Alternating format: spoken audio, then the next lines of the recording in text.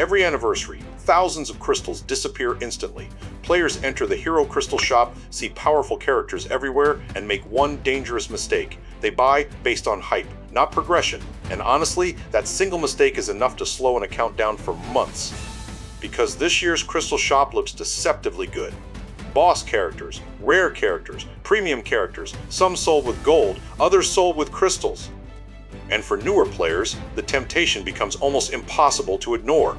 But after analyzing the current meta and watching how starter accounts evolve, I realized something important.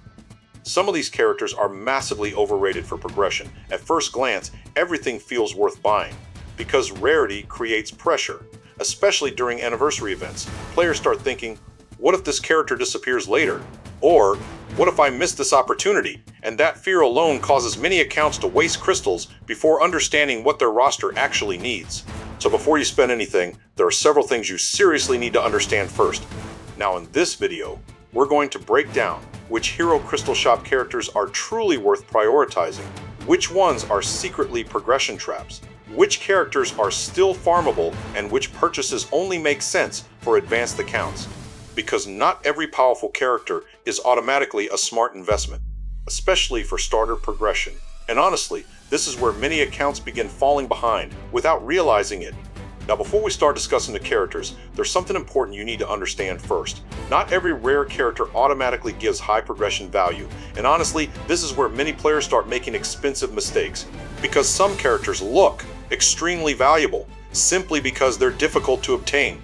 But difficulty alone doesn't always make a character worth prioritizing, especially for starter accounts.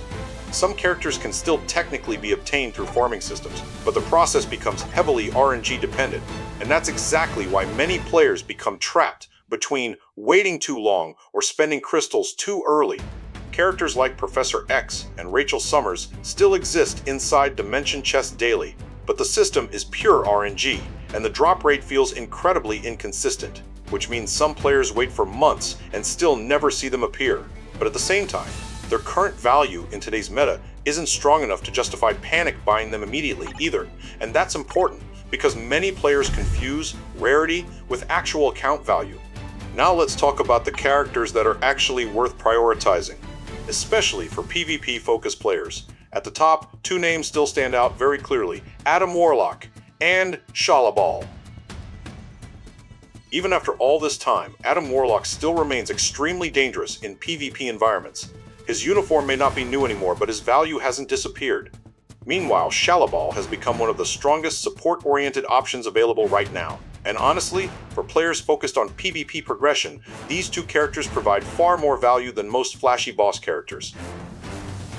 Now let's talk about another mistake players often make: old meta nostalgia. Characters like Blue Dragon or Emma Frost simply don't dominate the game the way they used to. Especially Emma Frost, because without her seasonal uniform, her overall value drops significantly. Now of course, if your goal is collection or personal preference, that's completely fine, but from a progression perspective, crystal efficiency matters far more. And honestly, support characters should usually come first for starter accounts, because support characters scale your entire roster, not just one character. For example, White Fox, Wave, Mystique. These characters continue helping your account across multiple modes for a very long time. Meanwhile, characters like Abomination provide more limited individual support value, and when your crystals are limited, universal account progression always becomes more important than isolated value. Now we enter the category that traps the most players: boss characters. Because the moment players see Mephisto, Knull, Dormammu, Odin, their brain instantly associates them with endgame power. And technically, that isn't wrong. But the real problem starts after purchase, because many starter accounts don't understand how expensive boss progression actually becomes.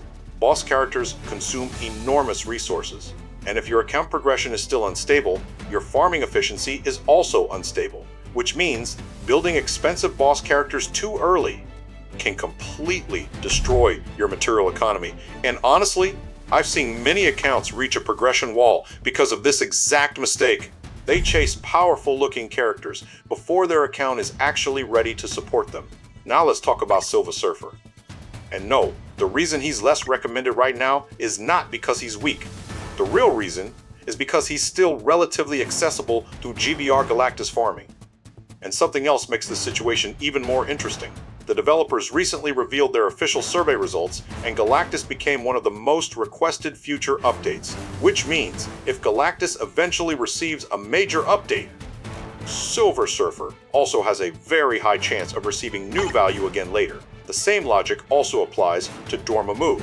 His value today simply isn't as dominant as before, and because he remains farmable through GBR Dormammu, forcing crystal investment becomes much harder to justify for progression-focused accounts.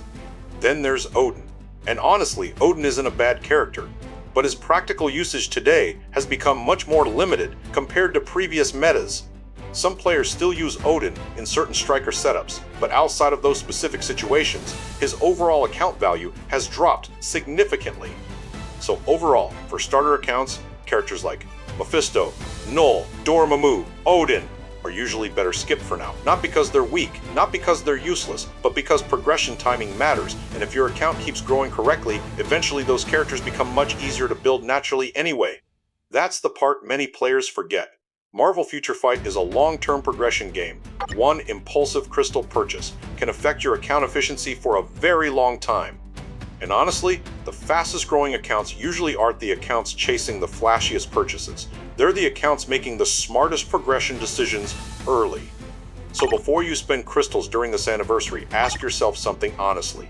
Are you buying a character because they truly improve your progression, or simply because they look powerful? Because those two things are very different. Alright guys, maybe that's enough for today, but before this event disappears, I want to know something. What are you planning to do with your crystals? Going for Adam Warlock, White Fox, one of the boss characters, or are you saving everything because the game still doesn't feel safe enough to invest into? Write your thoughts in the comments below. Because sometimes, one crystal decision doesn't just change a character, it changes the entire direction of an account. And by the time players realize it, the damage is already done.